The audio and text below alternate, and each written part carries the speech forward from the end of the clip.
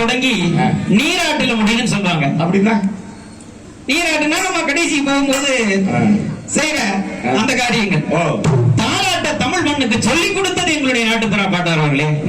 ஒரு மனிதனுக்கு ஒரு குழந்தைக்கு தூக்கம்ங்கிறது எவ்வளவு முக்கியம்? யாருக்கு? ஒரு குழந்தைக்கு தூக்கம். குழந்தைக்கு இல்ல, எல்லாருக்குமே தூக்கம்ங்கிறது ரொம்ப முக்கியம். இன்னைக்கு அது குறைஞ்சு போச்சு. நம்ம ராத்திரி 2 மணி வரைக்கும் செல்லு பார்த்தானா அப்ப குறையத்தான் செய்யும். இன்னும் ஒரு சில பேர் இருக்கான், ஆயில் குறைஞ்சிக்கிட்டே இருக்கு. ஆமா, ஒண்ணும் இல்ல, ஆயில குறைச்சாலே ஆயில் நீடிக்கும்.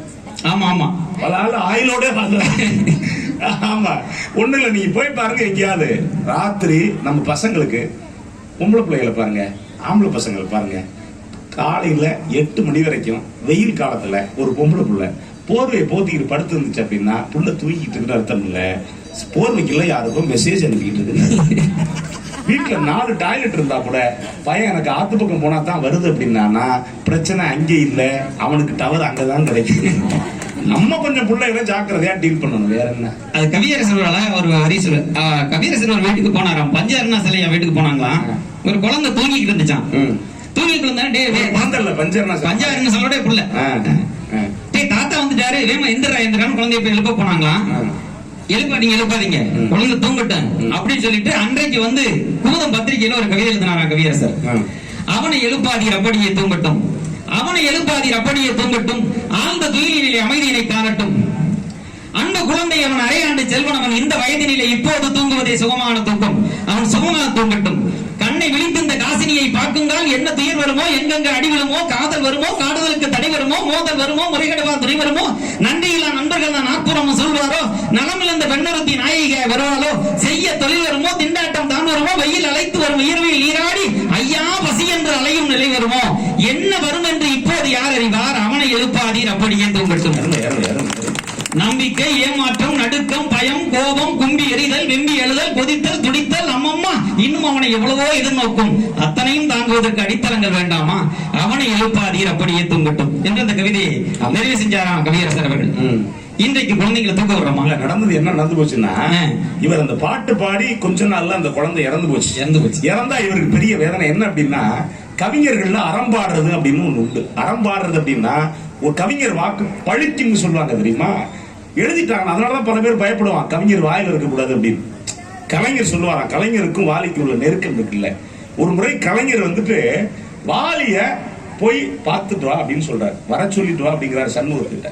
சொன்னவர் உங்களை பார்த்துட்டு வர சொன்னாரு, போயிட்டா கலைஞர் என்ன சொல்றாரு, வந்த உடனே வாலி என்ன சொன்னா, ஏன் வரலன்னு கேட்டிருக்காரு. இல்ல பார்த்துட்டு வர சொன்னீங்க அப்படின்றது. ஏய், விழாவுக்கு அவர் சொல்லிட்டு வா அப்படின்னு சொன்னேன். ஏன் கவிஞர் வாயில் இருக்கக்கூடாதியா? சொன்ன வார்த்தை என்ன? யாரு? கலைஞரே பெரிய கவிஞர் தான்.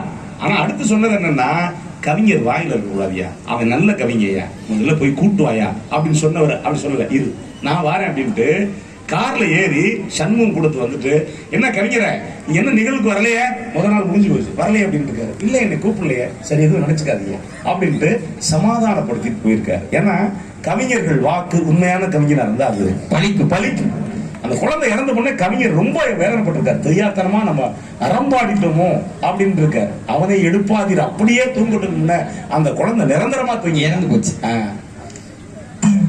தாலாட்டுனா, தால்னா நாக்கு. ஆமா, நாக்கால ஆட்டுறது.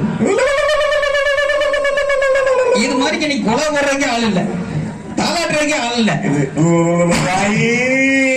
ஆமா, ஆராரோ ஆரிரரோ எங்கண்ணே ஆராரோ ஆரிரரோ மாமந்தா அடிச்சானோ. மாமையாருங்கயா? மாமையாருக்கு அங்கிள். அம்மாவோட பிறந்தவன் அங்கிள் இல்லையா? அந்த அம்மாவோட பிறந்தவன், வீட்டுக்கார அம்மாவோட பிறந்தவன். அவன் அடிச்சா எதுல அடிப்பானா? மல்லிகைப்பூ செண்டுல அடிப்பானா? அத்தை தான் அடிச்சாலோ அரளிப்பூ தண்டாலே. மாமன் அடிச்சா மல்லிகைப்பூ செண்டு. அத்தையாரு? அத்தை நம்மளோட பிறந்தவன். நம்மளோட பிறந்த அடிச்சா அரளிப்பூ குச்சியில அடிப்பாளாமா. யாரும் தான் அடிக்கவில்லை, இன்னொரு கதை தெரியும், ஐவீரலும் தீண்டவில்லை. குழந்தை சும்மா ஆளுகள. யாரும் தான் அடிக்கவில்லை, ஐவீரலும் தீண்டவில்லை. தானாத்தான் அழுகிறாண்டி, தம்பி ஒருத்தன் வேணும்னு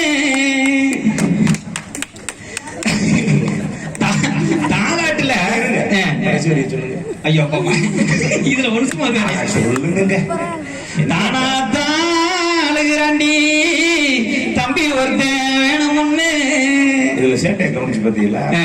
தொட்டில் கிடக்கிறது ஒரு 6 மாசத்துக்குள்ள 1 வருஷத்துக்கு அது சொல்லிச்சு. அது 2 கிட்டையும் தம்பி வேணும் தம்பி வேணும். இல்ல தாலாட்டுல அவ்வளவு சந்தோஷம் இருக்குன்னு சொல்ல வர்றாரு. என்ன அப்படின்னா ஜாட மாடையா மனைவி கிட்ட எவ்வளவு ஒரு அற்புதமா இருக்கும். ஒரு ஆண் தாளாட்டும் போது இவ்வளவு சேட்டை முழுக்க நடக்கும்.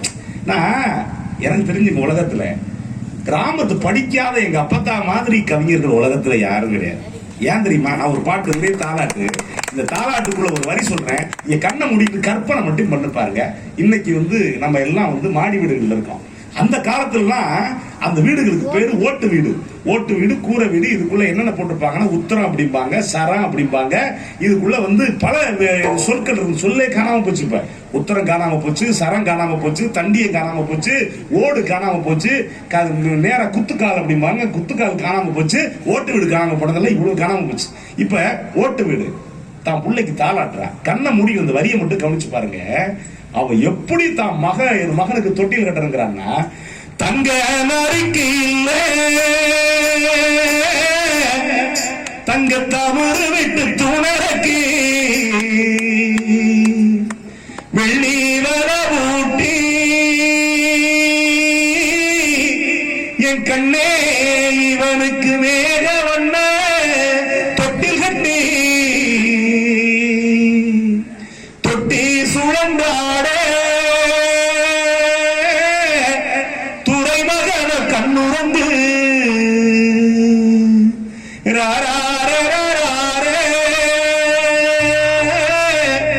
என் கண்ணே